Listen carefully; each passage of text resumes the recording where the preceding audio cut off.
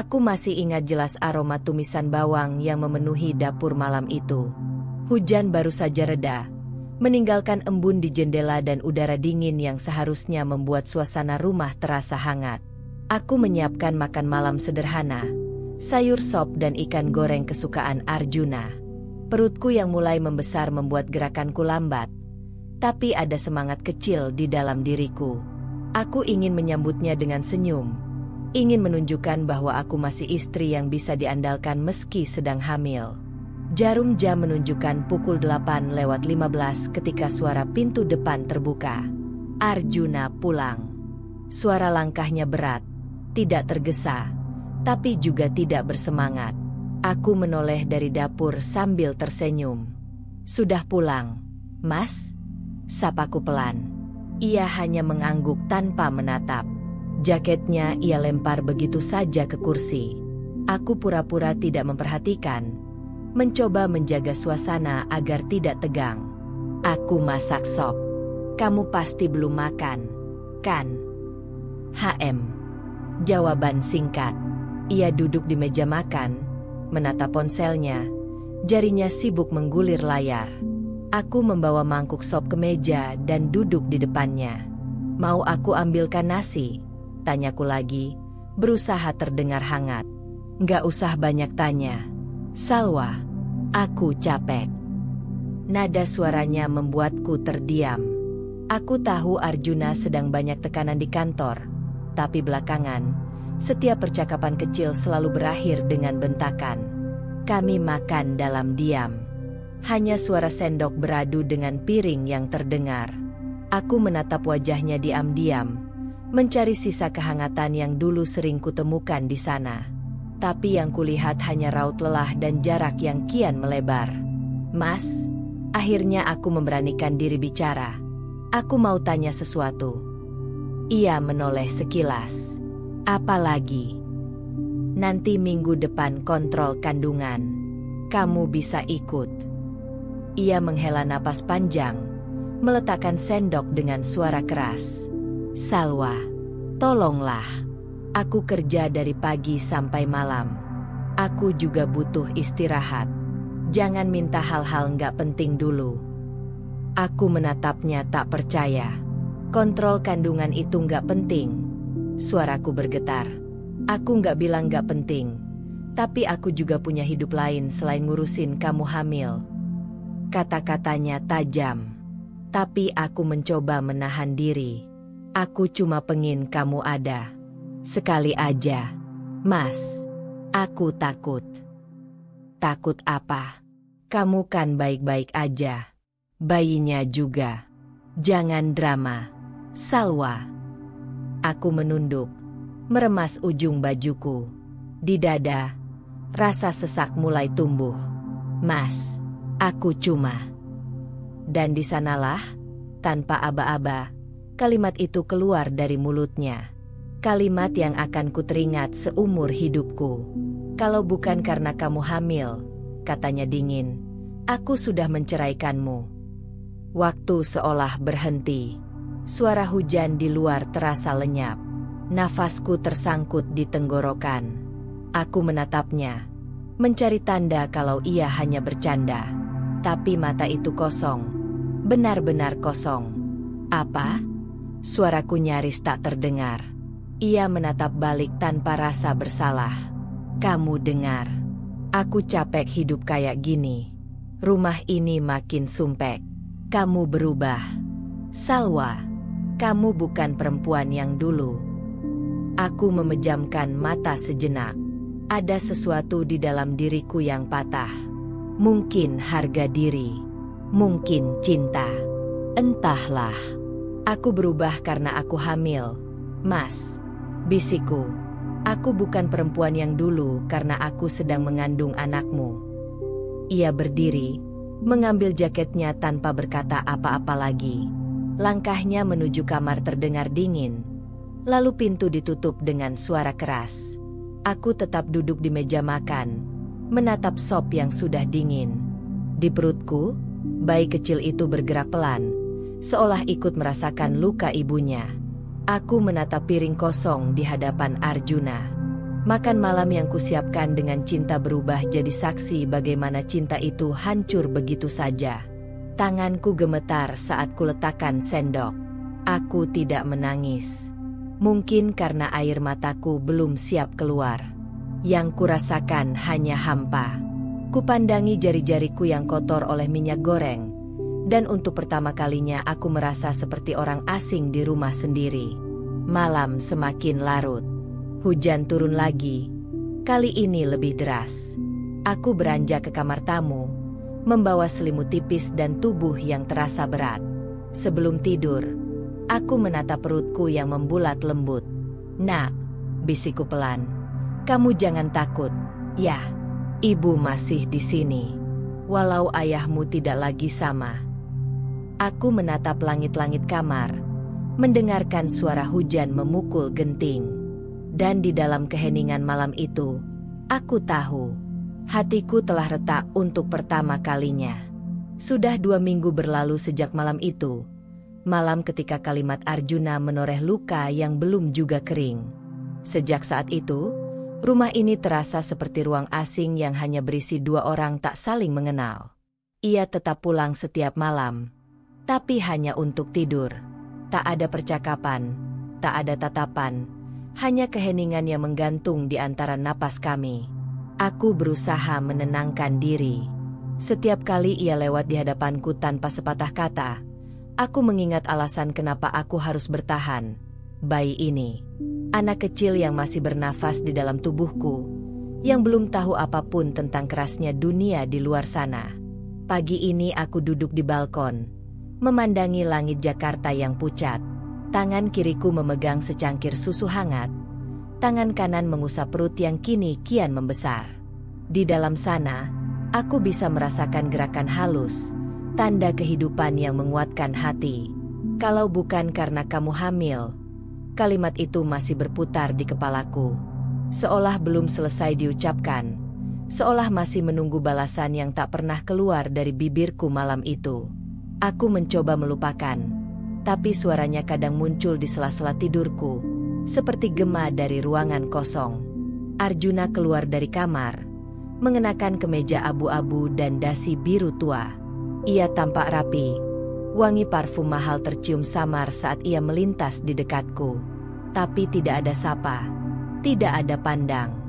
Aku hanya menatap punggungnya yang semakin jauh menuju pintu depan. "Mas," panggilku lirih. Nyaris tak terdengar. Ia berhenti sejenak, tapi tidak menoleh. "Hati-hati di jalan." Hanya itu. Lalu suara pintu menutup lagi, meninggalkan keheningan yang bahkan jam dinding pun seolah segan mengisinya. Aku menarik napas panjang. Di benakku, tiba-tiba muncul kenangan beberapa tahun lalu, saat kami baru menikah. Arjuna waktu itu bukan pria seperti ini. Ia dulu sering menjemputku pulang kerja, membawakan kopi favoritku, bahkan tertawa hanya karena hal sepele seperti kecipratan air hujan di jalan. Kami dulu berbagi impian sederhana, punya rumah kecil, anak lucu, dan hidup bahagia tanpa harus kaya raya. Entah sejak kapan semua itu berubah. Mungkin saat pekerjaannya mulai menanjak, saat ambisinya semakin besar dan aku perlahan menghilang di antara tumpukan rencana hidupnya. Aku berhenti bekerja setelah hamil karena ia memintaku istirahat. Katanya, ia ingin aku fokus pada bayi kami. Aku menuruti, karena aku percaya padanya. Tapi kini, aku merasa seperti penonton di dalam hidup yang dulu kami rancang berdua. Siang itu aku mencoba mengalihkan pikiran dengan membersihkan kamar bayi. Dindingnya masih kosong. Hanya ada ranjang kecil yang belum dirakit dan kotak mainan pemberian Nadia. Aku mengelus permukaannya perlahan. "Nak," bisikku, "nanti kalau kamu lahir, semoga rumah ini terasa lebih hangat, ya." Namun ucapan itu justru membuat dadaku sesak. Bagaimana bisa aku berjanji pada bayi yang bahkan ayahnya tak lagi memandang ibunya? Malamnya, Arjuna pulang lebih lambat dari biasanya. Aku sudah menyiapkan makan malam dan memanaskan sop dari kemarin. Saat ia datang, aku mencoba tersenyum. "Makan dulu." Mas, aku masak sup ayam. Aku sudah makan di luar, jawabnya datar sambil menaruh tas di sofa. Oh, ya. Aku berdiri canggung, tidak tahu harus berkata apa. Hening itu kembali mengisi ruangan. Ia membuka laptop, duduk di ruang tamu tanpa menoleh. Aku akhirnya duduk di kursi seberang, hanya memandangi layar laptop yang memantulkan cahaya biru di wajahnya. Wajah yang dulu selalu bisa membuatku merasa aman, kini terasa dingin seperti batu. Mas, kataku pelan, mencoba sekali lagi. Kamu masih marah sama aku? Salwa, tolong jangan mulai lagi. Aku capek. Capek denganku. Ia menutup laptop keras-keras. Aku capek dengan semua ini. Dengan rumah yang selalu penuh tekanan. Dengan kamu yang terlalu sensitif. Aku terdiam. Kata, sensitif. Itu bagai pisau lain yang menambah luka lama. Aku ingin membela diri. Ingin berteriak bahwa aku hanya ingin sedikit perhatian. Tapi lidahku keluh. Aku hanya berdiri. Lalu berjalan ke kamar tanpa berkata apapun. Di belakangku, suara Arjuna menarik napas panjang terdengar samar. Tapi tak ada permintaan maaf. Di kamar, aku menatap bayanganku di cermin. Wajahku tampak pucat. Mata sayu. Bibir kering. Aku bahkan tidak mengenal diriku lagi. Gumamku pelan. Aku duduk di tepi ranjang. Mengusap perutku lagi. Ibu nggak apa-apa, nak, bisikku. Meski aku tahu itu kebohongan kecil yang harus kucapkan agar tidak benar-benar runtuh. Di luar kamar, suara TV menyala. Tawa dari acara komedi terdengar kontras dengan sunyi yang kupeluk di sini. Luka ini tak berdarah, tapi nyata. Tidak tampak di kulit, tapi terasa dalam setiap napas. Aku memejamkan mata dan membiarkan air mata pertama hari itu jatuh diam-diam ke bantal. Luka yang tak terlihat ini mungkin tidak akan pernah benar-benar sembuh. Tapi untuk sekarang, aku hanya perlu bertahan. Demi diriku, dan demi kehidupan kecil yang tumbuh di dalam tubuhku. Hari itu udara terasa lebih lembab dari biasanya. Jakarta sedang tidak bersahabat. Panasnya menekan kepala. Tapi entah kenapa dingin justru yang merayapi dadaku. Sudah 3 hari Arjuna tidak benar-benar berbicara padaku. Kami tinggal di rumah yang sama, tapi seperti 2 planet berbeda. Aku di orbit yang mencoba mendekat, ia terus berputar menjauh. Aku duduk di kursi ruang tamu, menggulir layar ponsel tanpa tujuan. Pesan dari Nadia masuk tiba-tiba. Sal, kamu lagi di rumah? Iya. Kenapa? Aku mau mampir bentar. Ada hal yang harus aku kasih tahu. Nada pesannya terdengar serius.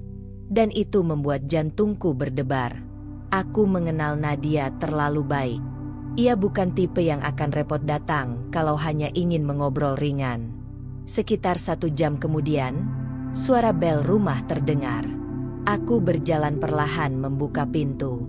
Nadia berdiri di depan, mengenakan blus krem dan wajah yang tampak ragu-ragu. Aku nggak ganggu, kan? Tanyanya. Enggak kok. Masuk aja. Kami duduk di meja makan. Aku menuangkan air putih untuknya. Ia menatapku lama, seolah mencari cara paling hati-hati untuk memulai. Salwa, ucapnya akhirnya. Aku tadi ketemu teman kuliah kita, Reni. Dia kerja di kantor yang sama-sama Arjuna. Aku menatapnya tanpa suara, hanya mengangkat alis pelan. Dia cerita sesuatu. Aku nggak tahu harus nyampein ini atau enggak. Ceritain aja. Nat, aku udah kebal, kataku pahit sambil tersenyum hambar. Nadia menunduk. Katanya, Arjuna sering dengerin omongan beberapa rekan kerja laki-laki yang suka bercanda soal kamu.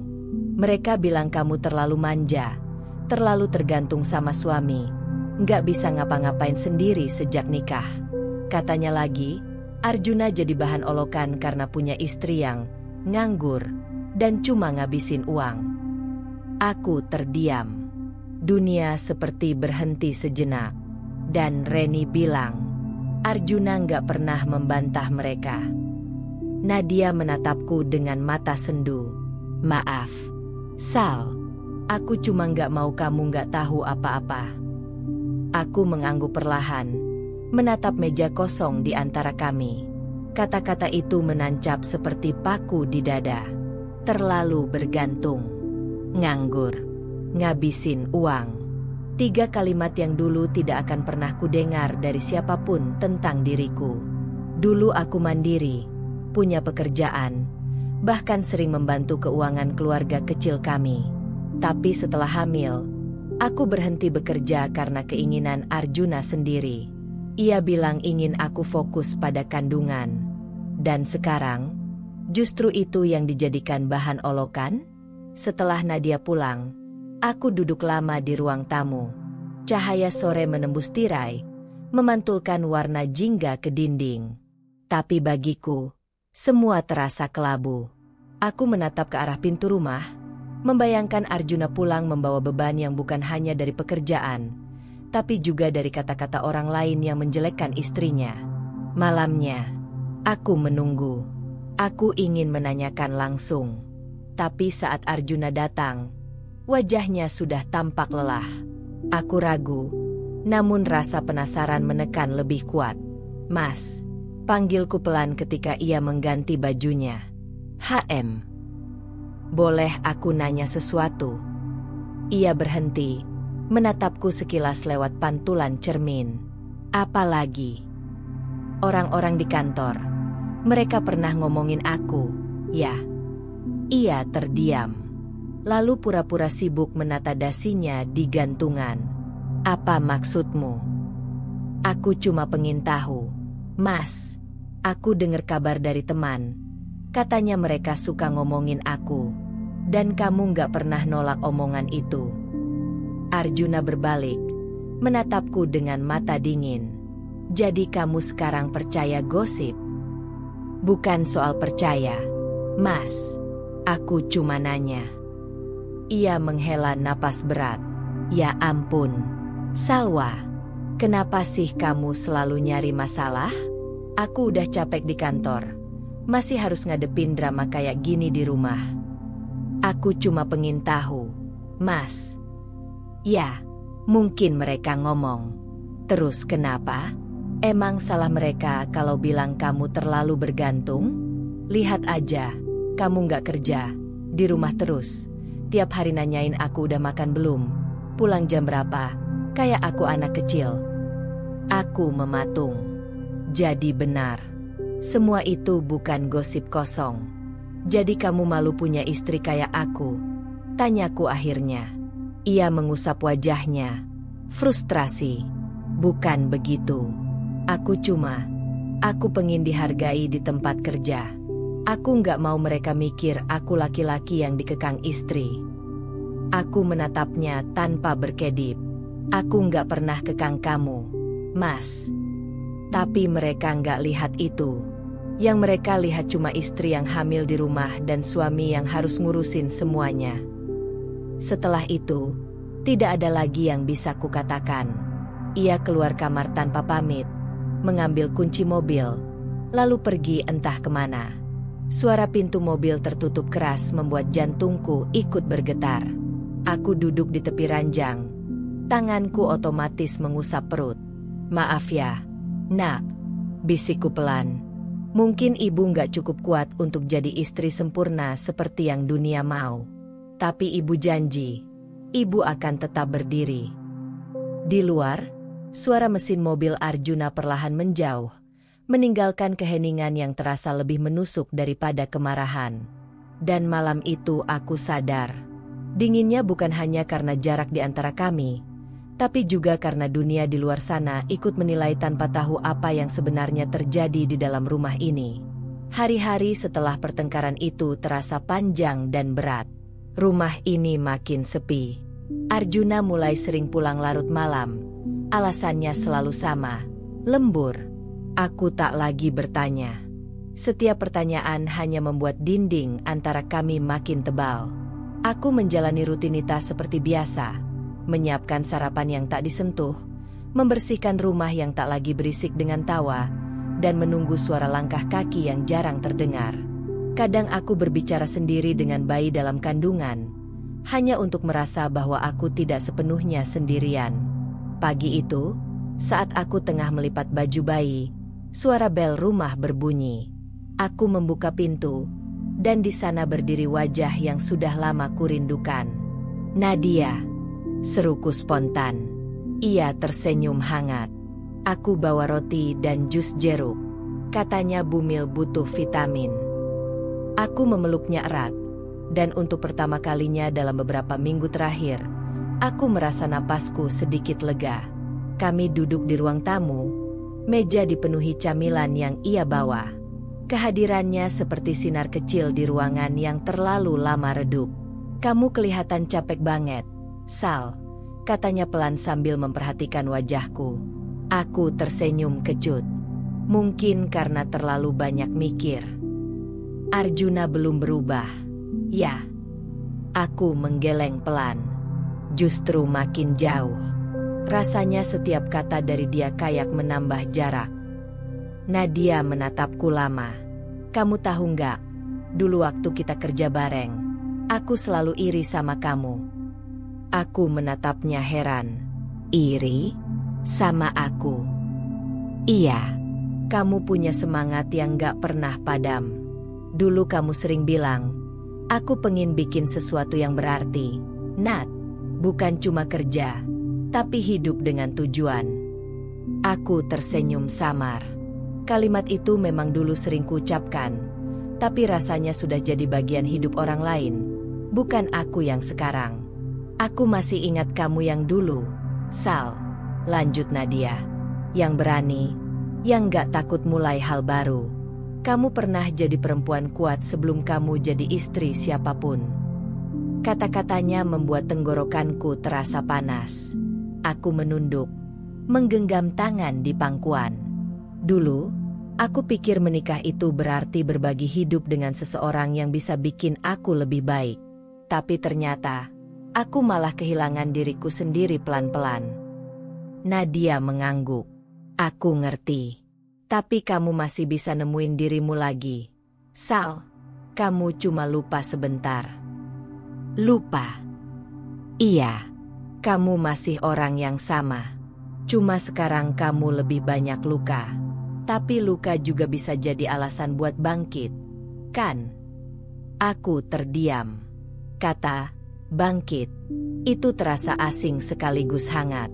Sudah lama aku tidak mendengar seseorang berbicara tentang diriku dengan keyakinan seperti itu. Nadia kemudian berdiri dan menatap rak buku di ruang tamu. Kamu masih simpan hasil desain kamu waktu dulu?" Aku tersenyum kecil. "Masih. Di lemari bawah." Ia membukanya, dan mulai menarik satu map besar berisi lembaran sketsa lama, desain interior yang dulu kukerjakan sebelum aku berhenti bekerja. "Salwa, ini bagus banget. Kamu harusnya nggak berhenti bikin hal kayak gini. Kalau kamu mau, aku bisa bantu kenalin kamu ke klien kecil. Aku kenal orang yang lagi butuh dekorasi nursery bayi." Aku menatap sketsa itu lama. Garis-garisnya masih sama, tapi rasanya asing. Seperti melihat potongan diriku yang pernah hidup, kini terbangun kembali dari tidur panjang. "Aku nggak tahu masih bisa mulai lagi atau nggak," kataku ragu. "Kenapa nggak bisa? Kamu cuma butuh alasan," jawab Nadia lembut. "Dan aku rasa kamu udah punya alasan itu di perutmu sekarang." Aku menatap perutku, mengusapnya perlahan. Ada keheningan sesaat, tapi bukan yang menakutkan. Keheningan yang membuat dada terasa hangat. "Iya," bisikku pelan. "Aku punya alasan." Kami berbicara lama sore itu. Tentang masa lalu, tentang pekerjaan, bahkan tentang hal-hal kecil yang dulu selalu membuatku tertawa. Nadia bercerita dengan cara yang ringan tapi penuh makna, seolah setiap kata yang keluar darinya adalah obat untuk luka yang belum kering di hatiku. Sebelum pulang, ia menggenggam tanganku erat. "Sal, kamu nggak sendirian. Aku tahu kamu berusaha tegar, tapi kamu juga boleh rapuh. Jangan takut minta tolong. Aku di sini. Oke. Aku hanya bisa mengangguk dengan mata berkaca-kaca. Setelah ia pergi, aku duduk di ruang tamu, menatap lembaran sketsa yang berserakan di meja. Lembaran-lembaran itu seperti potongan memori dari masa di mana aku percaya diri, punya arah, dan punya cahaya sendiri. Aku mengambil pensil, menggambar perlahan. Tanganku gemetar di awal, tapi setiap garis yang terbentuk terasa seperti napas baru. Untuk pertama kalinya sejak lama, aku tidak merasa kosong. Malamnya, saat Arjuna pulang dan masuk tanpa banyak bicara, aku tidak lagi menunggu penjelasan darinya. Aku hanya tersenyum kecil dan berkata pelan, "Aku lagi ngerjain desain, Mas." Ia menatapku sekilas, mungkin heran, tapi aku tidak peduli. Untuk sekali ini, aku memilih tidak menjadikan reaksinya pusat semestaku. Karena malam itu, untuk pertama kalinya aku merasa sedikit hidup lagi. Dan aku tahu, meski langkahku masih goyah, aku sudah mulai menemukan kembali diriku yang dulu. Pagi itu, aku terbangun lebih awal dari biasanya. Udara Jakarta terasa lembut, dan matahari baru menyentuh jendela kamar. Aku menatap jam di dinding. Pukul 7. Hari ini jadwal pemeriksaan kandunganku, dan entah kenapa, ada rasa campur aduk antara cemas dan hangat di dada. Biasanya, aku akan mencoba membangunkan Arjuna, berharap ia menemaniku seperti dulu di bulan-bulan awal kehamilan. Tapi kali ini, aku bahkan tidak berpikir untuk mengetuk pintu kamarnya. Sudah 3 malam kami tidur terpisah. Ia bilang ingin ruang sendiri agar bisa fokus kerja. Aku tidak memaksa. Aku hanya belajar menerima. Aku mengenakan gamis longgar berwarna biru muda dan kerudung polos. Di depan cermin, aku menatap pantulan diriku sendiri. Ada lingkar hitam di bawah mata, tapi juga sesuatu yang baru, ketenangan. Mungkin karena aku sudah berhenti berharap orang lain menemaniku, dan mulai belajar menemaniku sendiri. Aku memesan ojek daring dan berangkat sendirian ke klinik tempat biasa. Perjalanan terasa panjang, tapi anehnya tidak sesepi yang kukira. Aku memandangi jalanan ramai, anak-anak sekolah berlari kecil di trotoar, dan pedagang bubur yang tersenyum pada pembeli. Dunia di luar ternyata tetap berjalan, meski dunia kecilku sempat berhenti. Sesampainya di klinik, aku menunggu di kursi ruang tunggu sambil mengusap perutku. Di sekelilingku, ada ibu-ibu lain bersama suami mereka. Ada yang tertawa, ada yang saling menggenggam tangan. Sekilas, rasa iri itu sempat muncul, tapi segera kutelan bersama napas panjang. Aku tidak ingin menangisi apa yang tidak kumiliki, setidaknya tidak hari ini. Namaku dipanggil. Bu Salwa, silakan masuk. Aku berjalan ke ruangan dokter. Dokter Maya, perempuan parubaya dengan wajah ramah, tersenyum begitu aku duduk. Wah, perutnya sudah mulai besar. Ya, gimana kabarnya, Bu Salwa? Alhamdulillah, Dok. Baik. Sendirian aja hari ini? Aku tersenyum kecil. Iya, suami lagi sibuk. Dokter mengangguk pelan, seolah sudah terbiasa dengan jawaban seperti itu. Proses pemeriksaan dimulai. Saat alat ultrasonografi menempel di perutku, layar di hadapan kami menampilkan bayangan kecil yang bergerak pelan. Aku menahan napas tanpa sadar. Lihat ini, Bu, kata Dokter Maya sambil menunjuk layar. Detak jantungnya kuat sekali. Bayinya sehat. Beratnya sesuai usia kehamilan. Ini pertanda bagus. Suara duk-duk-duk dari alat itu memenuhi ruangan. Cepat, teratur, hidup. Itu suara kehidupan. Suara anakku. Suara alasan kenapa aku harus terus bertahan. Air mataku jatuh tanpa bisa kutahan. Bukan karena sedih, tapi karena untuk pertama kalinya dalam waktu lama, aku merasa benar-benar terhubung pada sesuatu yang murni. Terima kasih, Dok, kataku lirih. Dokter tersenyum lembut. Kamu perempuan kuat, Bu Salwa. Jangan lupa jaga diri baik-baik. Ya. Dalam perjalanan pulang, aku memeluk hasil cetakan USG itu erat-erat. Kertas kecil berisi gambar hitam putih. Tapi bagiku terasa lebih berharga dari apapun di dunia ini. Sesampainya di rumah, suasana masih sama. Sepi. Hanya suara jam dinding dan angin yang lewat-lewat di sela jendela. Aku menaruh hasil USG di meja, lalu duduk lama di kursi ruang tamu. Aku menatap foto kecil itu lama-lama. Kamu tahu nggak, Nak? Bisikku pelan. Tadi dokter bilang kamu sehat. Kamu kuat. Ya, ibu bangga banget. Tanganku mengusap lembut perutku. Ada sesuatu yang hangat di sana. Bukan hanya gerakan kecil, tapi juga semacam janji tak terlihat antara aku dan bayi ini. Untuk pertama kalinya, aku tidak merasa sendirian sepenuhnya. Aku punya seseorang yang benar-benar bersamaku, walau belum lahir ke dunia. Menjelang sore, Arjuna pulang. Aku mendengar suara mobil di garasi. Ia masuk dengan wajah lelah. Seperti biasa. Mas, sapaku pelan. Aku baru dari klinik.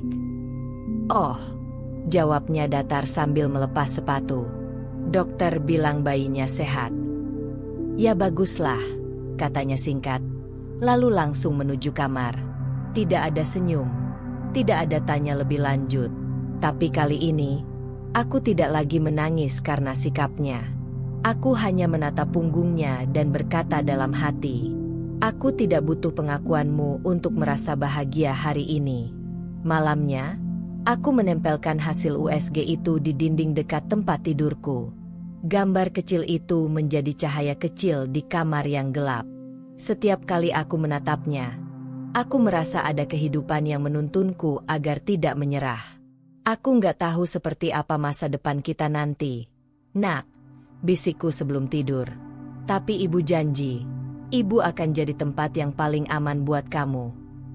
Dan malam itu, untuk pertama kalinya setelah sekian lama, aku tidur dengan senyum kecil di bibir. Ada harapan yang mulai tumbuh. Pelan, tapi nyata.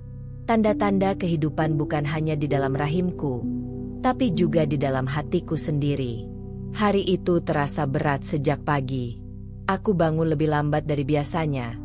Tubuhku lelah tapi pikiranku terus memutar kejadian beberapa hari terakhir.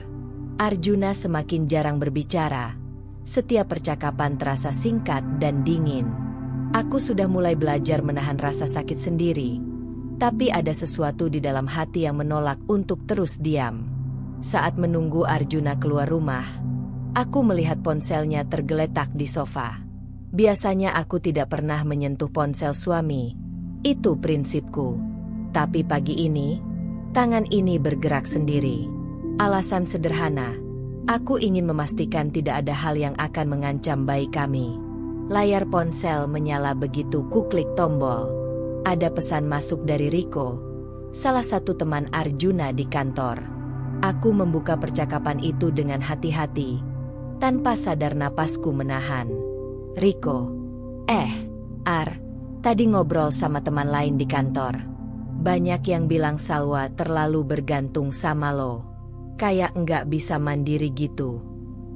Arjuna, iya, aku tahu. Tapi ya gimana lagi? Kan dia hamil. Nggak bisa disalahin juga. Riko, haha, iya sih. Tapi kadang bikin males juga. Yah. Di kantor aku jadi mikir, laki-laki yang punya istri kayak gitu pasti ribet banget. Arjuna, yah, aku coba sabar aja. Tapi kadang capek juga. Ngerti kan? Aku menelan ludah. Kata-kata itu bukan tentang perselingkuhan, seperti yang sempat kupikirkan, tapi lebih ke penghinaan yang terselubung. Arjuna, suamiku, berbicara dengan temannya seolah aku adalah beban. Seolah aku tidak layak dihargai. Hatiku perih. Tapi ada sesuatu yang berbeda kali ini. Tidak ada air mata yang jatuh. Hanya rasa getir yang tajam, memaksa pikiranku jernih. Aku duduk di sofa, menatap perutku yang membulat, dan berkata pelan, "Nak, ibu nggak akan terus membenarkan apa yang salah. Kita harus kuat." Aku mulai menyadari pola yang selama ini terjadi. Setiap kali Arjuna mengucapkan hal yang menyakitkan, aku mencoba menutupi rasa sakitku, mencoba menenangkan diri, bahkan mencoba memahami alasan di balik kata-katanya. Semua itu, selama ini, membuatku lelah dan kehilangan diri sendiri. Dengan napas dalam, aku menutup percakapan itu. Hatiku terasa ringan. Untuk pertama kalinya sejak lama, aku merasa memiliki kekuatan sendiri. Aku tidak harus membenarkan perlakuan yang salah. Aku tidak harus menuruti ego suami yang terlalu sibuk mempertahankan citra di kantor. Siang itu aku duduk di balkon, menatap jalanan yang ramai. Anak-anak kecil bermain di trotoar, tertawa riang, tanpa beban. Aku mengingat diriku sendiri sebelum menikah. Perempuan yang percaya diri, penuh mimpi, dan selalu berusaha menciptakan sesuatu yang berarti. Kini aku merasa ada titik balik. Rasa sakit ini bukan untuk membuatku hancur. Ini menjadi bahan bakar untuk bangkit. Aku menutup mata sejenak, merasakan gerakan kecil dari bayi dalam kandungan. Seolah ia memberi semangat. "Ibu, kamu bisa." Malamnya, Arjuna pulang lebih larut dari biasanya. Wajahnya lelah seperti biasa.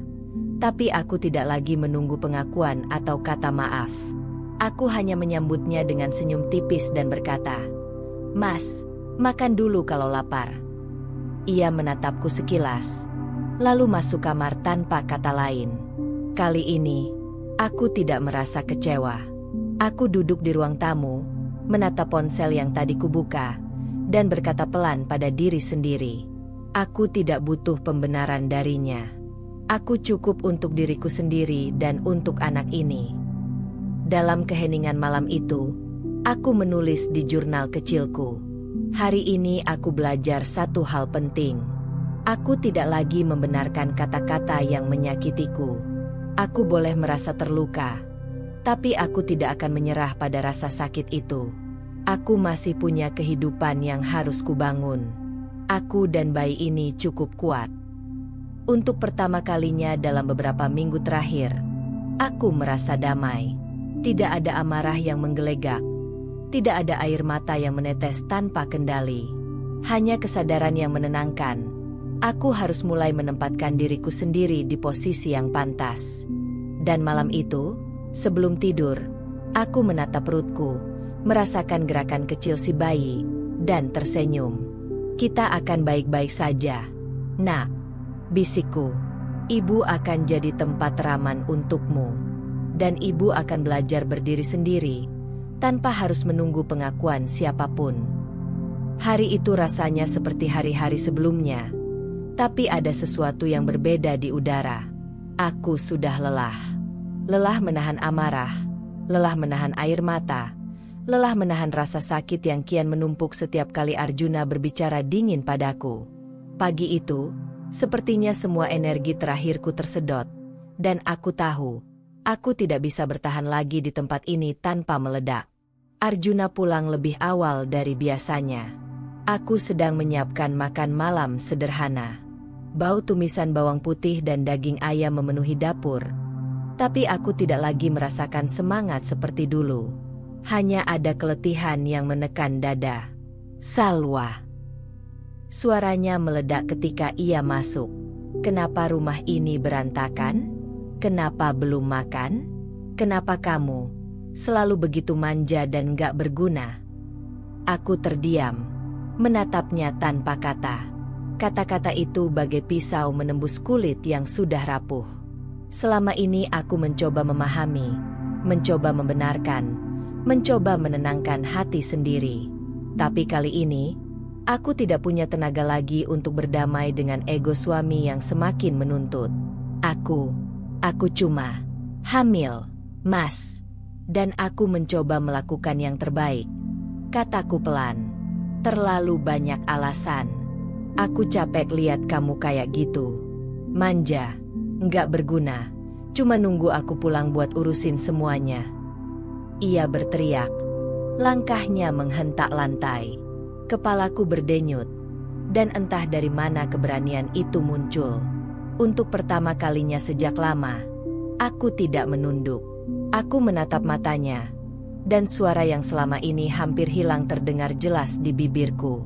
Arjuna, aku nggak akan terus membenarkan semua omonganmu lagi. Aku nggak manja. Dan aku nggak berguna. Aku cuma manusia yang sedang mengandung anakmu. Ia menatapku seperti tak percaya. Aku bisa melihat kemarahan dan kebingungannya bersatu di wajahnya. Kalau begitu, kamu pikir bisa ngurus rumah ini sendiri? Teriaknya. Aku menarik napas dalam-dalam. Tidak, Mas. Tapi aku bisa mulai belajar berdiri sendiri. Aku nggak akan terus jadi korban kata-katamu. Ruang tamu tiba-tiba hening. Kata-kata itu menggantung di udara, memaksa keduanya menelan rasa panas yang baru saja meledak. Aku menatap perutku, merasakan gerakan bayi kecil yang seolah memberi semangat. Tiba-tiba, aku tahu keputusan itu harus diambil sekarang. Tidak bisa menunggu. Tidak bisa lagi menunda rasa sakit yang sudah menumpuk terlalu lama. Aku pergi ke rumah ibu untuk beberapa hari. Aku butuh waktu. Mas, untuk napas, untuk diri sendiri, untuk anak kita. Kataku dengan suara mantap, meski jantungku berdebar kencang. Arjuna terdiam. Tidak ada kata, tidak ada protes. Hanya tatapan yang campur aduk antara marah dan bingung. Aku tidak menunggu reaksi itu. Aku menyiapkan tas kecil dengan pakaian, dokumen kehamilan, dan jurnal yang baru saja kubeli beberapa hari lalu. Perjalanan ke Bandung terasa panjang. Aku menatap jendela mobil, melihat pemandangan kota yang berganti perlahan, berharap udara baru akan menenangkan hatiku. Sesekali aku mengusap perutku, merasakan gerakan bayi yang menenangkan. Tenang, nak, bisikku pelan. Ibu akan baik-baik saja. Kita akan baik-baik saja. Sesampainya di rumah ibu, aku disambut pelukan hangat yang langsung membuat lututku lemas. Ibu menatapku penuh perhatian, seolah bisa membaca beban yang kubawa. Kenapa terlihat lelah sekali, nak? Tanyanya lembut. Aku hanya bisa menangis sesaat, membiarkan semua kepenatan keluar. Malam itu, aku duduk di kamar lamaku, membuka jurnal baru. Pena di tangan rasanya ringan tapi berat di hati. Aku menulis semua yang kurasakan. Rasa sakit, kebingungan, kemarahan, tapi juga tekad yang mulai tumbuh perlahan. Hari ini aku memilih untuk tidak lagi membenarkan kata-kata yang menyakitiku. Aku memilih untuk berdiri sendiri, untuk bayi ini, dan untuk diriku sendiri. Tidak ada yang bisa membuatku merasa rendah tanpa izinku. Tulisan itu membuat dadaku sedikit lega. Aku menatap halaman-halaman yang masih kosong, bayangan masa depan yang penuh ketidakpastian, tapi juga penuh kemungkinan. Beberapa hari berlalu, dan aku mulai menemukan ritme baru. Makan teratur, tidur cukup, berjalan-jalan di halaman rumah ibu. Aku mulai merasa sedikit ringan, seolah beban yang terlalu lama kupikul akhirnya berkurang. Arjuna tetap tidak menghubungi, dan aku sadar bahwa ini bukan masalah yang bisa diselesaikan dengan hanya menunggu dia berubah. Aku harus menemukan kekuatanku sendiri. Di malam-malam berikutnya, aku menulis lebih banyak di jurnalku. Setiap kata adalah cermin dari hatiku yang mulai terbuka. Setiap kalimat adalah langkah kecil menuju kemandirian. Aku tidak tahu kapan Arjuna akan menyadari atau menyesal, tapi aku tahu satu hal, aku tidak lagi takut menghadapi diriku sendiri. Dan malam itu, untuk pertama kalinya setelah sekian lama, aku tidur dengan rasa damai yang aneh tapi nyata. Aku masih hamil, masih rapuh, tapi aku tahu satu hal, aku sudah mulai mengambil langkah pertama untuk melindungi diriku dan anakku dari luka yang tidak perlu. Udara pagi di Bandung selalu terasa segar, berbeda jauh dengan hiruk-pikuk Jakarta. Burung-burung berkicau di halaman rumah ibu, Daun-daun bergoyang perlahan diterpa angin sejuk, dan aroma kopi dari dapur menguar ke seluruh rumah. Aku menyesap kopi hangat itu sambil menatap halaman, merasakan kedamaian yang sudah lama tidak kurasakan. Sejak meninggalkan Jakarta beberapa hari lalu, hidupku perlahan berubah. Tidak ada teriakan, tidak ada kata-kata menyakitkan yang menusuk hati. Bahkan suara Arjuna pun terasa seperti jauh sekali, tak mengganggu ruang kecil yang kini kupenuhi rasa tenang. Ibu tersenyum melihatku. "Kamu kelihatan lebih baik hari ini, Nak," katanya sambil mengulurkan handuk kecil. Aku tersenyum, meski masih ada sisa lelah di mata. "Iya, Bu, rasanya ringan." Hari ini adalah hari pertamaku bekerja jarak jauh dengan Dina, sahabat lama dari kantor. Kami akan menata proyek desain interior secara online. Rasa cemas sempat muncul. Apakah aku masih bisa produktif? Apakah aku masih bisa mengerjakan sesuatu dengan baik setelah sekian lama berhenti? Laptop di depanku menyala, dan pesan dari Dina muncul. "Selamat pagi, Sal. Semangat. Ya, aku yakin kamu masih hebat seperti dulu." Pesan itu membuat dadaku hangat. Aku tersenyum sendiri dan membalas, lalu mulai membuka file desain lama. Tangan yang dulu gemetar karena ragu kini menari di atas keyboard dan pena. Setiap garis, setiap catatan, terasa seperti napas baru yang menumbuhkan kembali percaya diriku. Selama beberapa jam, aku tenggelam dalam pekerjaan. Dina memberi arahan, aku mengeksekusi ide, dan setiap kali selesai satu bagian, rasa puas muncul pelan tapi pasti. Untuk pertama kalinya sejak lama, aku merasa berharga. Bukan karena aku istri siapapun, bukan karena aku sedang hamil, tapi karena aku mampu menciptakan sesuatu sendiri. Di sela-sela pekerjaan, aku sering menatap perutku, merasakan gerakan kecil si bayi. Senyum kecil muncul di bibirku. "Nak, lihat ibu lagi bikin sesuatu. Ibu ingin kita hidup dengan bangga." "Ya," bisikku pelan. Siang harinya, aku berjalan-jalan di halaman belakang rumah ibu. Rumput masih basah oleh embun, dan aroma tanah terasa menenangkan. Aku menarik napas dalam-dalam, merasakan ketenangan yang mengalir di seluruh tubuh. Tidak ada tekanan, tidak ada kata-kata merendahkan. Hanya aku, bayi dalam perutku, dan udara segar yang menenangkan hati. Aku duduk di bangku kayu, membuka jurnalku lagi. Tulisan-tulisan lama tentang luka dan sakit masih tersimpan, tapi kini aku menambahkan halaman baru, tentang ketenangan, tentang kemajuan kecil, dan tentang rasa percaya diri yang mulai kembali. Hari ini aku menyadari sesuatu. Luka yang kurasakan selama ini tidak bisa dihapus oleh kata-kata siapapun.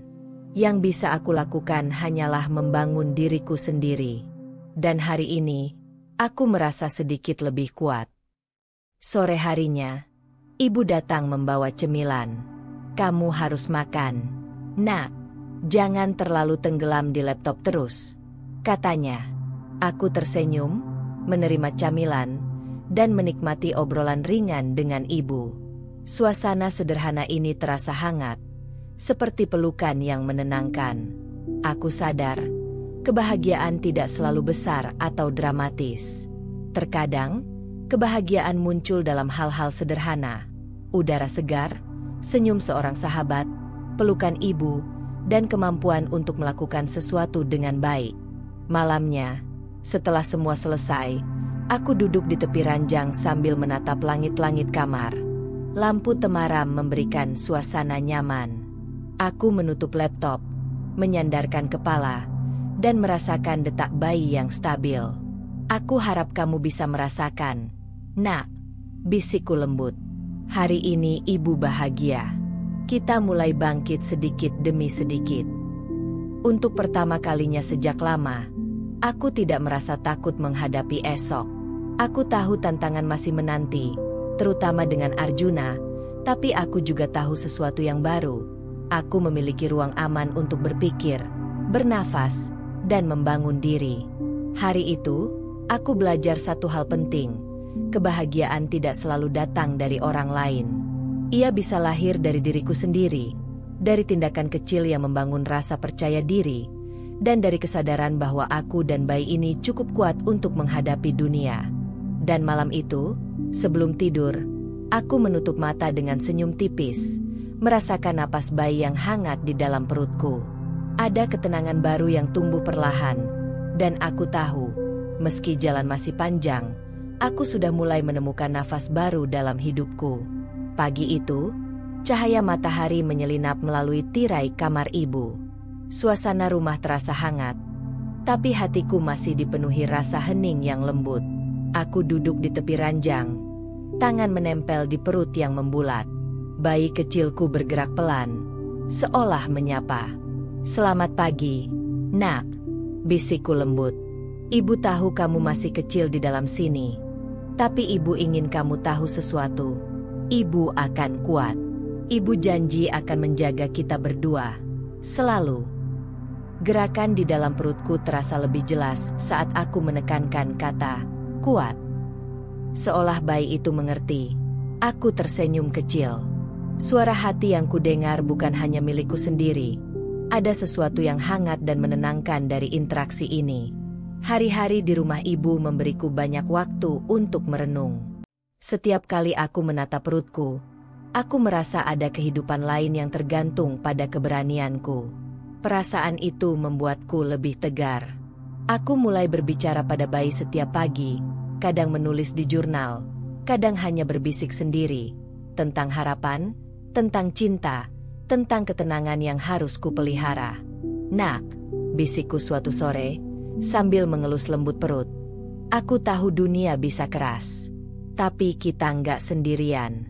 Kita akan belajar melindungi diri kita sendiri. Kita akan bahagia, Nak." Tiba-tiba, ponselku berbunyi. Ada pesan masuk dari Arjuna. Hatinya terasa campur aduk membaca pesan singkat itu. "Salwa, aku dengar kabar dari teman. Kamu terlihat lebih tenang sekarang. Aku bingung harus gimana." Aku menatap layar sejenak. Napasku tertahan. Tidak ada kata maaf. Tidak ada permintaan untuk kembali. Hanya kebingungan dan sedikit rasa bersalah yang tersirat. Aku tersenyum samar. Bayangan bahwa Arjuna mulai merasa bersalah memberiku sedikit kepuasan. Tapi aku tahu aku tidak bisa terlalu berharap. Aku menulis di jurnal malam itu. "Hari ini aku menyadari satu hal. Aku dan bayi ini punya ikatan yang tidak bisa diganggu oleh kata-kata atau sikap orang lain." Arjuna mungkin mulai merasa bersalah, tapi aku tidak lagi menunggu pengakuannya. Yang penting sekarang adalah aku tetap tegar untuk kita berdua. Malamnya, saat sendiri di kamar, aku menaruh tangan di perut dan menutup mata. Suara detak jantung bayi yang pelan tapi stabil terdengar seperti irama yang menenangkan. Aku berbicara pada diri sendiri sekaligus pada bayi. Jika suatu saat kita harus menghadapi dunia yang sulit, Nak, ingatlah, Ibu selalu ada. Kita punya kekuatan yang tidak bisa diambil orang lain.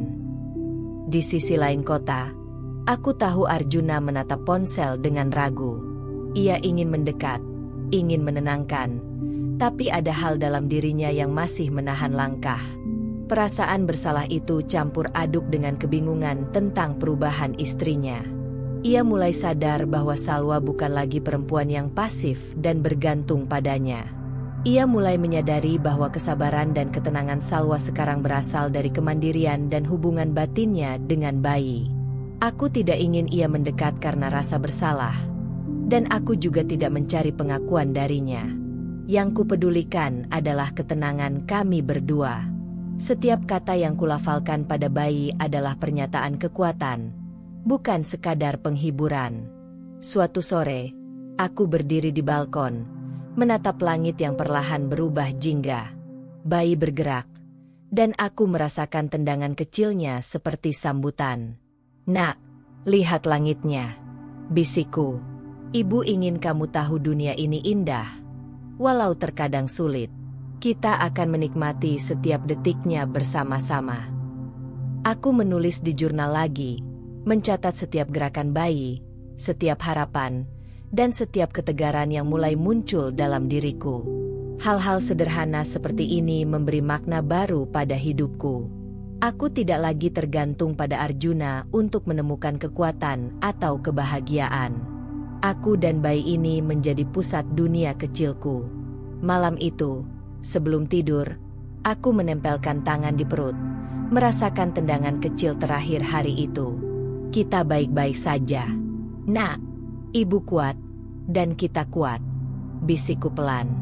Di kamar yang hening, dengan cahaya temaram lampu, aku merasa damai.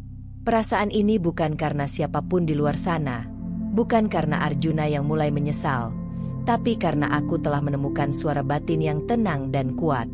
Suara itu adalah gabungan hatiku dan bayi dalam perutku, suara yang selalu bisa menuntunku, menenangkan, dan memberiku harapan. Dan malam itu, untuk pertama kalinya sejak lama, aku tidur dengan perasaan bahwa tidak ada yang bisa meruntuhkan ikatan kami. Suara bayi, suara hatiku, menjadi satu, menegaskan bahwa kami cukup kuat untuk menghadapi segala yang akan datang. Malam itu, hujan turun deras di Bandung. Suara rintikannya menimpa genting rumah sakit. Namun anehnya aku merasa tenang, walau tubuhku mulai lelah dan jantungku berdetak kencang. Rasa sakit yang kurasakan bukan hanya fisik, ini juga rasa sakit emosional, rasa takut menghadapi dunia tanpa kehadiran Arjuna di sisiku. Aku menggenggam tangan Nadia erat. "Nat, aku takut," bisikku pelan. Suara hampir tenggelam di antara desah napas dan suara hujan. Nadia tersenyum, menatapku dengan mata penuh keyakinan. "Aku di sini, Sal. Kita akan melewati ini bersama." Di samping Nadia, Bu Ratna, bidan yang sudah kukenal lama, memberi instruksi lembut. "Tenang, Salwa. Tarik napas dalam, hembuskan pelan. Kamu kuat. Bayimu ingin melihat dunia ini, dan kamu akan menemaninya dengan luar biasa." Aku menutup mata, mencoba menyerap energi dari kedua wanita yang menopangku. Setiap kontraksi yang datang seperti gelombang yang menekan seluruh tubuh. Rasa sakitnya membuat aku ingin menyerah. Namun aku tahu aku tidak bisa. Tidak untuk bayi ini, dan tidak untuk diriku sendiri.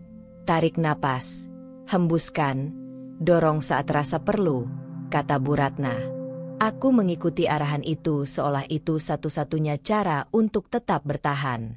Dalam pikiran, aku berbicara kepada bayi.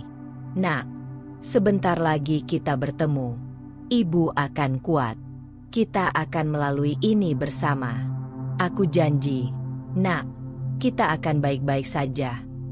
Tendangan kecil yang kurasakan selama kehamilan kini terasa lebih berarti. Ia seolah ikut mendorongku, memberi energi kecil yang meneguhkan hati. Beberapa jam berlalu. Setiap napas terasa panjang. Setiap kontraksi menekan seluruh tubuh. Nadia terus menepuk punggungku, memberi semangat dengan kata-kata lembut. "Kamu bisa, Sal. Satu dorongan lagi, satu dorongan lagi." Aku menatap wajah Bu Ratna, melihat keyakinan yang terpancar di matanya. Ini sudah dekat. Salwa, bayi akan segera lahir.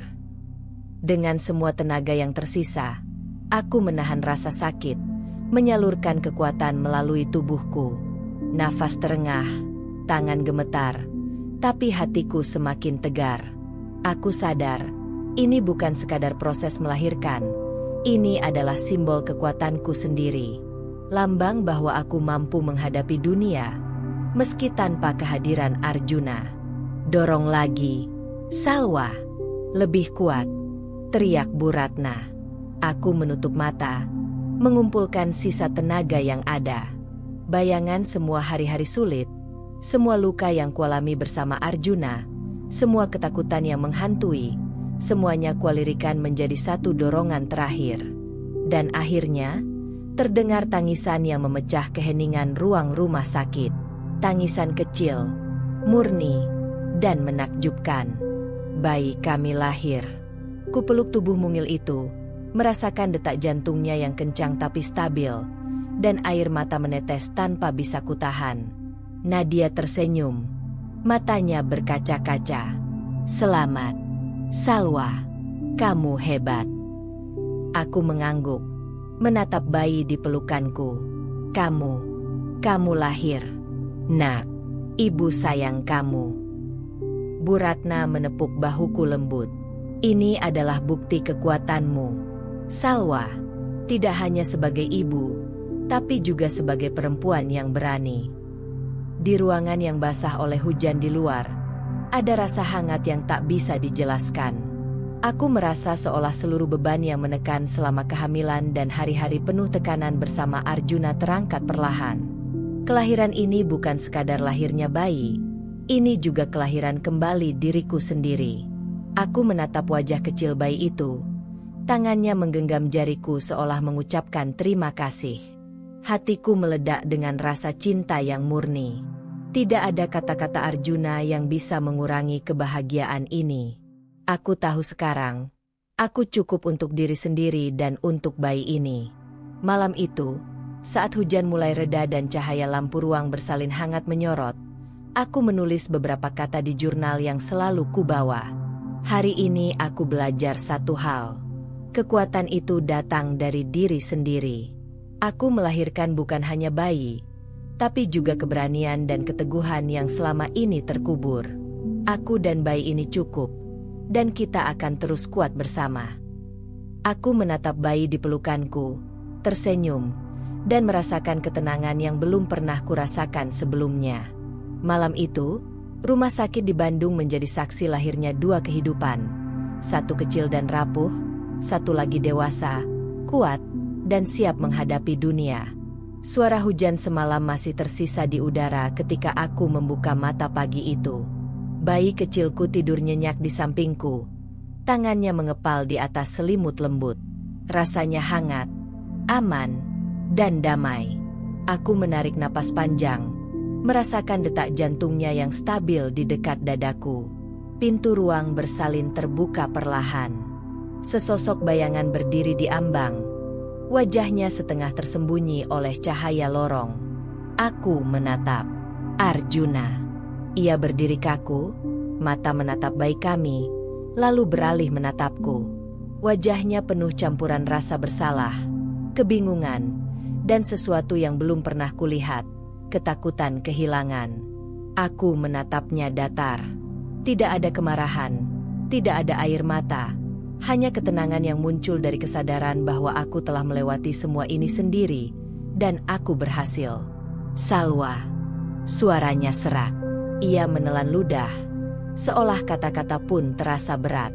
Aku terlambat. Aku mengangkat satu tangan, menghentikannya tanpa berkata sepatah kata. Cukup bagiku untuk diam. Diamku bukan hinaan, bukan balas dendam. Diamku adalah bukti bahwa aku tidak lagi tergantung padanya untuk merasa lengkap. Aku tenang, karena aku tahu apa yang kuraih. Keberanian, keteguhan, dan bayi sehat di pelukan. Arjuna menelan keras. Langkahnya terhenti beberapa meter dari ranjang. Bayangan tangannya gemetar di saku celana. Ia menatap bayi, yang kini membuka mata kecilnya dan menatap langsung ke arahnya. Napasnya tertahan. Dia sehat, katanya akhirnya, hampir berbisik. Aku mengangguk pelan. Iya. Dan dia kuat, seperti ibunya. Arjuna menunduk, matanya berkaca-kaca. Salwa, aku nggak ngerti, kenapa aku nggak ada waktu buat kalian. Aku salah. Aku menatapnya lagi, tetap datar tapi penuh makna. Arjuna, ini bukan soal salah atau benar lagi. Aku sudah melewati semuanya. Kita semua di sini hidup. Dan aku dan bayi ini cukup. Kamu boleh menyesal, tapi jangan berharap aku menangis atau meminta pengampunan. Ia menunduk lebih dalam, menutupi wajahnya dengan tangan. Aku nggak pernah nyadar Sampai aku lihat kalian. Salwa, aku benar-benar menyesal. Aku menghela napas pelan. Ada rasa getir melihat penyesalan itu. Tapi bukan lagi untukku. Ini tentang pembelajaran yang harus ia rasakan sendiri. Aku tahu, tidak semua orang bisa menyadari kesalahan mereka tepat waktu, dan kadang penyesalan datang terlambat. Bayi kecilku mulai bergerak di pelukanku. Tangan mungilnya menyentuh jari-jari Arjuna tanpa sengaja. Ia menatap tangan kecil itu, dan suara lirih bayi membuat sesuatu dalam dadanya mencair. Arjuna menatap kami berdua, dan aku bisa merasakan beban di pundaknya perlahan berubah, dari kesombongan menjadi rasa penyesalan yang tulus. Aku menekankan satu hal yang penting. Suara pelan tapi tegas. Arjuna, jangan pernah kira ini tentang kamu lagi. Ini tentang kami. Tentang bayi ini dan aku. Jika kamu ingin ada di hidup kami, hadirkan dirimu dengan ketulusan, bukan sekadar rasa bersalah. Arjuna menelan ludah. Aku akan mencoba. Salwa, aku akan belajar. Aku menatapnya lagi, kali ini sedikit lebih lembut, tapi tidak ada kata pengampunan. Itu bukan tujuan. Tujuan utamaku adalah menunjukkan bahwa aku sudah berdiri tegak, dan bayiku cukup kuat untuk memberi kekuatan padaku. Bayangan Arjuna di pintu rumah sakit itu menjadi simbol penyesalan pertama yang nyata. Aku tahu perjalanan kami masih panjang, dan ia masih harus membuktikan niatnya. Tapi aku tidak takut lagi. Aku memiliki bayi ini, aku memiliki diriku sendiri, dan aku memiliki ketenangan yang tak bisa diganggu oleh siapapun. Saat hujan yang tadi malam mulai reda, cahaya matahari menembus jendela. Aku menatap Arjuna dan bayi kami. Satu hal yang jelas, dunia ini telah berubah untukku. Tidak ada kata terlambat untuk penyesalan, tapi juga tidak ada ruang lagi untuk ketergantungan. Aku dan bayi ini cukup, kuat, dan tenang. Malam itu, aku menulis di jurnalku. Hari ini aku melihat Arjuna menyesal. Tapi aku tidak tergantung pada penyesalan itu. Aku berdiri di sini, kuat, damai, dan cukup. Bayi ini adalah bagian dari kekuatan baru yang kutemukan, dan aku tidak akan pernah kehilangan ketenangan ini lagi. Dan malam itu, ruang rumah sakit menjadi saksi. Satu bayi lahir, satu ibu kembali menemukan kekuatannya, dan satu pria mulai merasakan penyesalan yang sebenar-benarnya. Namun yang paling penting, aku tetap tenang. Beberapa bulan telah berlalu sejak kelahiran bayiku. Bandung memberi kami udara segar dan ritme hidup yang lebih tenang. Setiap pagi, aku bangun, menyiapkan sarapan untuk bayi, dan menatapnya tersenyum saat ia membuka mata kecilnya. Rasanya sederhana, tapi luar biasa. Kehidupan ini terasa sepenuhnya milikku. Aku yang mengaturnya, aku yang menjalaninya. Bayi ini bukan hanya simbol kehidupan baru, tapi juga simbol kekuatan baru dalam diriku. Aku tidak lagi merasa rapuh atau tergantung pada siapapun, termasuk Arjuna. Aku belajar memisahkan emosi dari kebutuhan praktis, menjaga harga diri tanpa kehilangan kasih sayang untuk anakku. Sejak beberapa minggu lalu, aku mulai kembali bekerja secara lebih aktif. Dina membantuku mengatur proyek desain interior dari rumah. Laptop di atas meja selalu menyala, dengan catatan, klien, dan jadwal rapat daring yang padat. Awalnya, aku ragu, takut tidak mampu menyeimbangkan bayi dan pekerjaan. Tapi satu hal yang kurasa jelas, aku harus bisa, dan aku bisa. Suatu pagi, Arjuna mengirim pesan singkat. Salwa, aku ingin membantu. Aku bisa kirim uang untuk kebutuhan bayi. Aku menatap layar ponsel dengan tenang. Tangan bayi kecilku menggenggam jariku seolah menanyakan apa yang akan kulakukan. Aku menarik napas panjang dan membalas. Terima kasih, Arjuna. Tapi aku baik-baik saja. Kami cukup. Aku ingin menghidupi anakku sendiri, dengan kerja kerasku sendiri. Jangan merasa perlu menggantikan tanggung jawabmu. Setelah mengirim pesan itu, aku merasakan lega yang luar biasa. Tidak ada amarah, tidak ada penolakan kasar, hanya ketenangan yang kuat. Aku telah menegaskan batasan, membangun kemandirian yang nyata, dan menunjukkan bahwa aku bukan lagi perempuan yang lemah atau tergantung. Hari itu, aku membawa bayi kecilku ke balkon. Sinar matahari pagi menembus tirai, menghangatkan kulit kami. Aku menatapnya dan tersenyum. "Nak, lihat ibu ya. Ibu bisa bekerja, bisa mengurus kita, tanpa bergantung pada siapapun. Ibu ingin kamu belajar satu hal.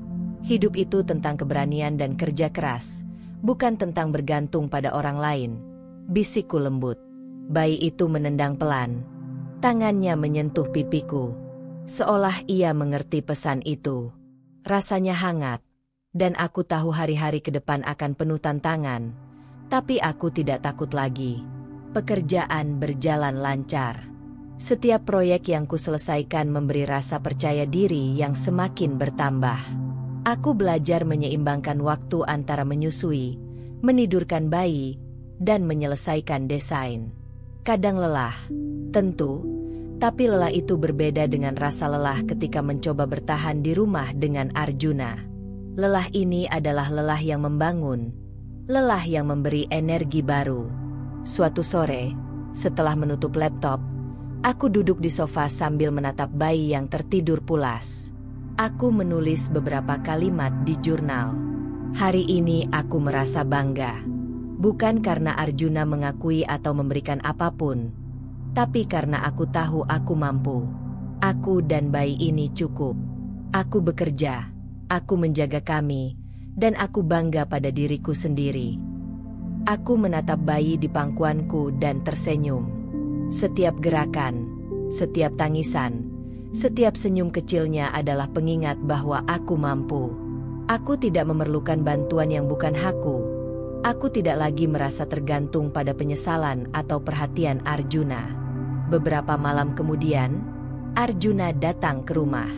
Ia membawa makanan ringan dan mencoba berbicara. Tapi aku menatapnya dengan tenang, memeluk bayi kecilku, dan berkata, "Kami baik-baik saja. Arjuna, aku ingin ini jelas. Aku dan anakku cukup. Aku bisa mengurus kami sendiri. Kehadiranmu nanti harus atas dasar cinta, bukan rasa bersalah atau tanggung jawab yang dipaksakan." Arjuna menunduk. Wajahnya penuh penyesalan. Ia mengerti, dan mungkin untuk pertama kalinya, ia melihat perubahan nyata dalam diriku. Aku bukan lagi perempuan yang menunggu pengakuan, bukan lagi perempuan yang rapuh. Aku adalah ibu, pekerja, dan perempuan yang memiliki harga diri. Hari itu aku menutup mata di balkon, merasakan angin malam menyentuh wajahku. Bayi kecilku tidur tenang di pelukanku. Dan aku merasa damai. Aku tersenyum, sadar bahwa kekuatan terbesar bukan datang dari orang lain, tapi dari diri sendiri. Dan malam itu, aku menulis satu kalimat terakhir di jurnalku. Kami cukup. Aku cukup. Anak ini cukup. Dan aku bangga pada kami. Bayi kecilku bergerak. Tangannya menyentuh wajahku, seolah membalas kata-kata itu. Aku tahu, mulai hari ini, hidup kami akan terus berjalan dengan mandiri, damai, dan penuh kekuatan. Hari itu, Jakarta terasa panas, tapi udara di ruang tamu apartemennya terasa tegang. Bukan karena panas, tapi karena ketegangan yang muncul dari kehadiran seorang pria di ambang pintu. Arjuna berdiri di sana, wajahnya sulit ditebak. Penyesalan, rasa bersalah, dan sedikit ketakutan bercampur dalam tatapannya. Aku duduk di sofa, bayi di pangkuan. Napasku tenang, tangan menepuk punggungnya lembut saat ia tertidur. Tatapanku padanya datar, bukan dingin, bukan marah, tapi penuh ketenangan yang muncul dari kesadaran bahwa aku tidak lagi bergantung pada siapapun. Arjuna melangkah perlahan, seolah takut mengganggu ruang baru yang kukerjakan dengan susah payah. Salwa, aku ingin bicara. Suaranya serak, nyaris berbisik. Aku menatapnya sebentar, lalu mengangguk pelan. Baik, duduklah, Arjuna. Ia menuruti, duduk berhadapan denganku, tangan gemetar sedikit. Aku tahu aku terlambat. Terlalu banyak kata-kata yang salah. Terlalu banyak luka yang kuberi. Aku menyesal. Benar-benar menyesal, katanya. Aku menatapnya, tapi tidak ada air mata yang jatuh. Tidak ada permohonan maaf yang kutunggu. Aku hanya melihat seorang pria yang baru menyadari nilai perempuan yang duduk di depannya. Nilai yang selalu ada, tapi tak pernah ia hargai sebelumnya. Arjuna, kataku pelan. Aku tahu kamu menyesal. Tapi menyesal tidak akan mengubah apa yang sudah terjadi. Aku tidak menunggu pengampunanmu. Aku ingin kamu tahu satu hal. Aku sudah menemukan kekuatanku sendiri. Ia menunduk, menelan ludah. Aku melihat itu sekarang. Salwa, aku melihat bagaimana kamu menjaga anak kita, bagaimana kamu bekerja, bagaimana kamu tetap tegar. Aku baru menyadari nilai dirimu. Nilai yang selama ini aku abaikan. Aku menatap tatapannya lama. Ada penyesalan, iya, tapi juga kekaguman yang tak bisa ia sembunyikan. Aku tahu ia sedang menyesal karena ia baru menyadari apa yang ia telah hilangkan. Bukan karena aku memintanya untuk sadar. Arjuna, lanjutku, kamu harus mengerti posisi kita sekarang. Aku bukan lagi perempuan yang menunggu. Aku bukan lagi perempuan yang menahan air mata untuk membenarkan kata-katamu. Aku dan bayi ini cukup.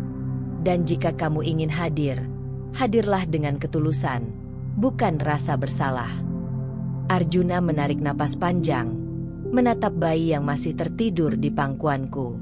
Tangannya gemetar ketika ia meraih jemarinya perlahan, takut mengganggu tidur bayi. Aku tersenyum tipis, simbol pengakuan tanpa kata. Ini aman, tapi posisi kekuatan tetap di tanganku. Salwa, aku akan belajar.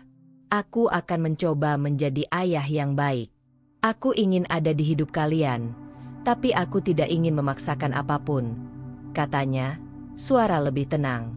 Aku mengangguk, menahan diri dari memberi pujian atau meyakinkan. Cukup bagiku bahwa ia menyadari. Cukup bagiku bahwa kini ia melihat apa yang selama ini ia abaikan. Aku tidak perlu memohon pengakuan, karena aku sudah memiliki harga diri dan kemandirian yang nyata. Beberapa menit hening. Suasana di ruang tamu terasa padat dengan emosi yang tak terucapkan. Aku menatap cermin di dinding, melihat bayangan diriku sendiri. Seorang perempuan yang kuat, tegar, dan kini dihormati. Bukan karena ancaman, bukan karena tangisan, tapi karena kehadiran dan keteguhan hati. Arjuna menunduk lagi, seolah meneguhkan janji dalam hatinya sendiri. Aku melihatmu, Salwa. Aku benar-benar melihatmu sekarang. Aku tersenyum pelan. Lihatlah kami, bukan hanya aku. Aku ingin kamu hadir untuk anak kita. Tapi jangan kira kehadiranmu akan mengubah posisi kami. Aku dan anak ini cukup. Dan aku akan tetap tegar. Arjuna mengangguk. Wajahnya menunduk, menelan rasa bersalah yang masih tersisa. Ia belajar satu hal penting hari ini. Perempuan yang pernah ia anggap lemah, kini menjadi pusat kekuatan. Posisi yang selama ini ia kuasai kini berbalik. Dan yang paling penting, ia harus menyesuaikan langkahnya. Bukan memaksakan kehendak, tetapi belajar hadir di sisi kami dengan tulus. Bayi kecilku bergerak pelan. Tangan mungilnya menyentuh jari-jari Arjuna. Ia tersenyum tipis, seolah bayi itu memberi restu. Aku menatap interaksi kecil itu dan merasakan ketenangan luar biasa. Hari itu, ruang tamu menjadi saksi pertama dinamika baru. Seorang ibu yang mandiri, seorang ayah yang mulai belajar, dan seorang bayi yang menjadi pusat ikatan yang baru. Tidak ada drama, tidak ada tangisan, hanya ketenangan dan posisi kekuatan yang jelas. Malam itu, aku menulis di jurnal. Hari ini aku tidak menangis. Aku tidak memohon. Aku hanya melihat. Arjuna mulai melihat. Tapi aku tetap berdiri tegak. Posisi kekuatan berbalik. Dan aku menyadari satu hal. Aku dan bayi ini cukup. Cukup untuk menghadapi dunia. Dan cukup untuk menghadapi siapapun. Termasuk Arjuna. Dan malam itu, dengan bayi tertidur di pangkuanku dan Arjuna di sisi lain ruang tamu, aku merasakan ketenangan yang sebelumnya mustahil. Ketenangan dari perempuan yang kini benar-benar menghargai dirinya sendiri. Hari itu Jakarta terasa lembab. Hujan tipis turun tanpa henti. Aku duduk di ruang keluarga, bayi di pangkuan, menatap jendela sambil menenangkan napasnya. Suara hujan seperti musik latar yang menenangkan, memberi ruang untuk pikiranku tetap fokus dan tenang. Pintu terbuka perlahan. Arjuna berdiri di ambang. Wajahnya pucat, mata merah seperti baru menangis. Ia menunduk sejenak sebelum melangkah masuk. Ragu namun tegas. "Salwa, boleh kita bicara?" Suaranya serak, lembut, hampir terdengar rapuh. Aku mengangguk, tetap duduk, menatapnya datar. Aku tidak tergesa-gesa untuk menunjukkan emosi apapun. Posisi kini jelas. Aku yang memegang kendali ruang ini, dan ia datang untuk meminta sesuatu yang sejatinya harus ia lakukan sendiri. Ia melangkah lebih dekat, menatap bayi kami sebentar sebelum menatapku. "Salwa, aku ingin minta maaf. Aku salah. Terlalu banyak kata-kata menyakitkan, terlalu banyak waktu yang hilang karena egoku sendiri." Aku tetap diam, menatapnya. Tidak ada kata yang keluar dari bibirku, tapi tatapanku cukup untuk membuatnya merasakan ketulusan yang kutuntut. Arjuna menelan ludah. Napasnya tersendat. Aku bahkan menangis beberapa malam terakhir. Menyesal melihat kamu berjuang sendirian. Menyesal tidak menemani kamu saat sakit, saat melahirkan, saat membesarkan anak kita. Aku sungguh menyesal. Aku merasakan ketulusan itu. Suara gemetar, air mata yang menetes. Semua menunjukkan bahwa ia tidak hanya menyesal karena aku menegaskan kemandirian, tapi karena ia benar-benar menyadari luka yang ia timbulkan. Aku menatapnya lebih lama. Tidak ada senyum. Tidak ada balasan manis. Aku ingin memastikan kata-kata dan tangisan ini bukan sekadar rasa bersalah semata. Aku ingin memastikan ia telah berubah. "Arjuna," kataku pelan, suara mantap. "Aku mendengar semua yang kamu katakan. Aku bisa melihat penyesalanmu. Tapi aku tidak bisa langsung menerima. Aku harus memastikan perubahanmu nyata, bukan hanya muncul karena rasa bersalah atau takut kehilangan aku dan bayi." Ia menunduk. Wajahnya semakin menunduk, menutupi air mata yang menetes. "Aku mengerti. Aku akan buktikan. Salwa, aku tidak ingin mengulang kesalahan yang sama. Aku ingin menjadi ayah yang baik, suami yang lebih dewasa, dan orang yang bisa kamu percayai." Aku menarik napas panjang, menatap bayi kecilku yang tertidur di pangkuan. Aku merasakan tendangan kecilnya, seolah bayi itu memberi dukungan, menguatkan keputusan yang harus kulakukan. Aku tersenyum tipis, tetapi tetap tegas.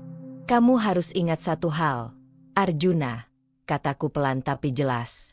"Ini bukan tentang permintaan maaf. Ini tentang konsistensi. Aku ingin melihat tindakanmu, bukan hanya kata-kata. Aku ingin melihat bahwa kamu bisa hadir bukan karena bersalah, tapi karena tulus. Aku tidak akan mengulang kesalahan menunggu perubahanmu. Aku sudah kuat, dan bayi ini cukup kuat bersamaku." Arjuna menatapku dengan mata berkaca-kaca. "Aku mengerti. Salwa, aku akan belajar. Perlahan. Aku tidak ingin kau merasa terpaksa. Aku ingin kau percaya padaku karena aku berubah. Aku sungguh ingin memperbaiki semuanya." Aku mengangguk sekali, lalu menundukkan kepala sebentar. Tidak ada pelukan, tidak ada kata manis. Yang ada hanyalah kesadaran bahwa perubahan ini harus terjadi perlahan, dan aku tetap memegang kendali emosional. Malam itu, setelah Arjuna pergi sebentar untuk menenangkan diri, aku menulis di jurnalku. Hari ini aku melihat penyesalan Arjuna. Tapi aku tetap tenang, tidak tergesa-gesa. Aku belajar satu hal, permintaan maaf bisa datang kapan saja, tapi penerimaan membutuhkan bukti. Aku tetap memegang kendali atas hidupku dan bayi ini. Tidak ada yang bisa mengubah itu. Aku menatap bayi yang tertidur nyenyak di pangkuanku, tersenyum lembut. Nak, ibu akan tetap tegar. Ibu akan menjaga kita berdua, dan tidak ada yang akan menggoyahkan ketenangan ini, termasuk Arjuna. Aku ingin kita hidup dengan damai, dan kita cukup kuat untuk itu. Dan malam itu, di ruang keluarga yang hening, aku menyadari satu hal. Kedewasaan bukan tentang memaafkan cepat, tetapi tentang mengetahui nilai diri sendiri, menetapkan batasan, dan menunggu bukti nyata sebelum membuka hati sepenuhnya. Aku telah menempuh jalan itu, dan kini aku siap melanjutkan hidup dengan ketenangan dan harga diri yang tidak bisa diganggu oleh siapapun. Beberapa bulan telah berlalu sejak hari-hari penuh ketegangan, hujan, dan tangisan. Sekarang, aku duduk di ruang tamu apartemen kecilku. Bayi kecilku tidur nyenyak di pangkuan. Sinar matahari sore menembus jendela, menebarkan cahaya hangat yang membuat semua terasa damai. Aku menatap bayi itu. Tangannya yang mungil menggenggam jariku. Senyum kecilnya seperti mengingatkanku akan perjalanan panjang yang sudah kami lalui bersama. Dari luka, ketakutan, dan kesedihan, hingga kekuatan, keteguhan, dan kebahagiaan sederhana. Aku menulis di jurnalku, seperti sudah menjadi kebiasaan. Hari ini aku menyadari satu hal, aku tidak ingin membuat siapapun menyesal, termasuk Arjuna. Aku tidak mencari pengakuan atau penyesalan dari orang lain. Yang aku inginkan hanyalah dihargai, untuk diriku, untuk anakku, untuk kehidupan yang kami bangun sendiri. Arjuna telah mencoba hadir. Ia datang beberapa kali, menawarkan bantuan, meminta izin untuk melihat bayi, bahkan mencoba mengulang momen-momen yang dulu ia abaikan. Tapi aku sudah berbeda. Aku tidak lagi bergantung pada kehadirannya untuk merasa lengkap atau bahagia. Hari ini, ketika ia datang lagi, aku menatapnya dengan tenang, senyum tipis di bibirku. Arjuna, kataku, aku senang kau melihat kami, tapi ketahuilah satu hal, kami baik-baik saja. Aku baik-baik saja. Dan aku ingin ini jelas. Kehadiranmu sekarang harus tulus, bukan karena rasa bersalah atau penyesalan. Ia menunduk, menatap bayi yang tidur tenang. Ada penyesalan di wajahnya, tapi aku tidak gentar. Penyesalan itu sudah datang terlambat untuk mengubah masa lalu, dan aku tidak akan membiarkan hal itu mengganggu kedamaian yang telah kutemukan. Aku menulis lagi. Aku tidak menyesal telah meninggalkan rumah ketika aku harus. Aku tidak menyesal telah membangun hidup sendiri. Semua keputusan yang kuambil adalah demi ketenangan kami berdua. Aku belajar satu hal. Hidup itu tentang keberanian, bukan penyesalan orang lain. Bayi itu bergerak, menendang pelan. Tangan mungilnya menyentuh wajahku. Aku tersenyum, merasakan kehangatan yang luar biasa. Setiap sentuhan itu adalah pengingat bahwa aku mampu. Aku mampu menjadi ibu yang mandiri, perempuan yang tegar, dan manusia yang memiliki harga diri. Arjuna menatap kami berdua, sadar akan posisi barunya. Ia mulai mengerti bahwa kata maaf saja tidak cukup untuk menebus semua yang hilang. Kehadiranku sekarang, dengan bayi, dengan kehidupan yang kubangun, adalah bukti nyata bahwa aku telah berdiri sendiri. Aku menarik napas dalam-dalam, menutup jurnal sejenak, dan menatap jendela. Langit sore yang tenang, suara riak lalu lintas di kejauhan, dan cahaya matahari yang hangat membuat hatiku damai. Tidak ada ketakutan, tidak ada penyesalan, hanya ketenangan yang kukerahkan untuk diri sendiri dan bayi. Dalam hati, aku berbisik lembut, "Nak, Ibu tidak menyesal. Kita sudah melalui semuanya. Dan lihatlah kita sekarang. Kita kuat, kita bahagia, dan tidak ada yang bisa menggoyahkan ketenangan ini. Bahkan penyesalan orang lain datang terlambat. Beberapa menit hening, hanya ada suara napas bayi dan detak jantungku yang menenangkan. Aku menyadari satu hal, kebahagiaan sejati bukan tentang memaksa orang lain berubah, bukan tentang menunggu penyesalan mereka, tapi tentang membangun kehidupan sendiri dengan tegar, tulus, dan penuh cinta. Aku menulis kalimat terakhir di jurnal hari itu. Aku tidak menyesal lagi. Aku belajar bahwa hidup ini milikku, kekuatan ini milikku, dan bayi ini adalah bagian dari segalanya. Penyesalan Arjuna datang, tapi waktunya telah lewat. Yang penting sekarang adalah kedamaian kami, dan kami cukup. Aku menatap bayi di pangkuanku, tersenyum tipis. Dunia ini terasa damai, meski penuh ketidakpastian. Aku tahu ada masa depan yang menunggu, tantangan yang mungkin datang, tapi aku tidak takut lagi. Aku memiliki kekuatan, keteguhan, dan kebebasan emosional yang tidak bisa diganggu oleh siapapun. Malam itu, lampu apartemen menyala lembut. Bayangan kami bertiga, aku, bayi, dan ketenangan yang baru ditemukan, menjadi simbol perjalanan panjang yang penuh perjuangan.